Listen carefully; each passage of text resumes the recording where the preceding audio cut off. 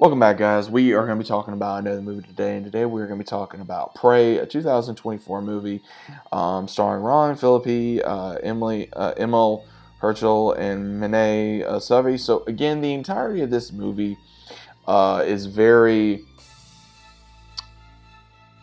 I would say, more of a drama survival rather than a horror survival movie or a horror movie. So, the entirety of this movie is you have multiple characters that are in the Kalahari Desert, somewhere in Africa, and you have these two main characters. They're married. They're running a Christian missionary in this area. They have to leave due to a threat within the local infringement.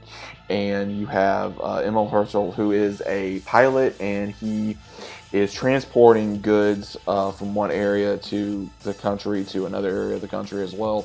And they all go on this plane, and you got multiple people trying to get out of there. The plane, unfortunately, does not do well. It crashes. You have one that dies in the crash. You have multiple issues in the crash where they're like, okay, where are we going to go?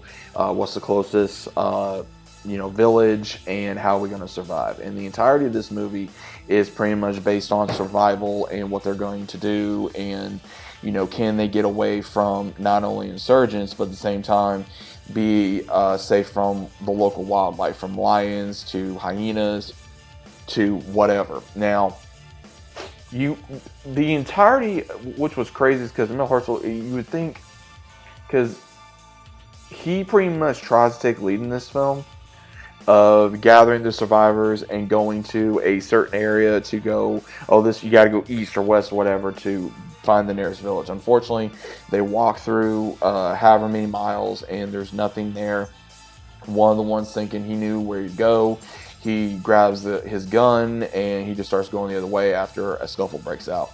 You have the one survivors that were married and running the missionary. They stay behind due to his wife was hurt, but again, due to his their ignorance and again very lack of common sense, the wife gets killed by a lion, and then the husband blames himself for not doing enough, and then another one gets eaten by a lion as well because he wanted to go on his own.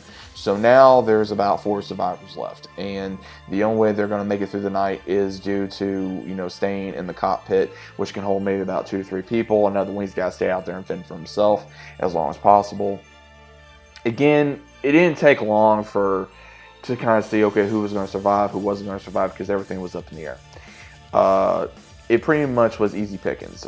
There was, I think,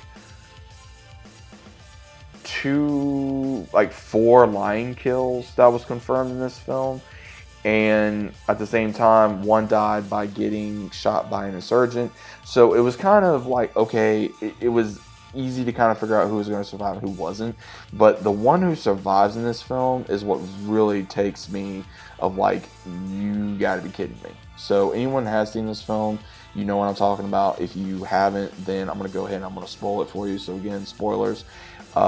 Is the one that was the husband that was the doctor, because he had a lot of issues because he felt that he was responsible for the death of a young boy who did not make it. And Emil Herschel does not survive in this film. He pretty much sacrifices himself for the other character, which again was in a way noble, but in a way wasn't, because you knew that these lions had the scent and the taste for human blood, and they were up very high on some rocks, and it made me wonder, okay, why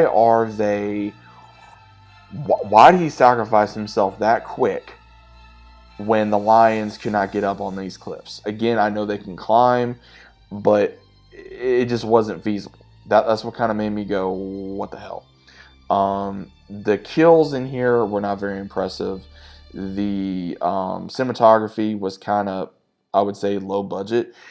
Everything that I'm seeing from this film, from other reviews and other opinions on this film, a lot of people felt like their time was wasted. I can see why people feel like their time was wasted. I feel like my time was wasted to a certain degree.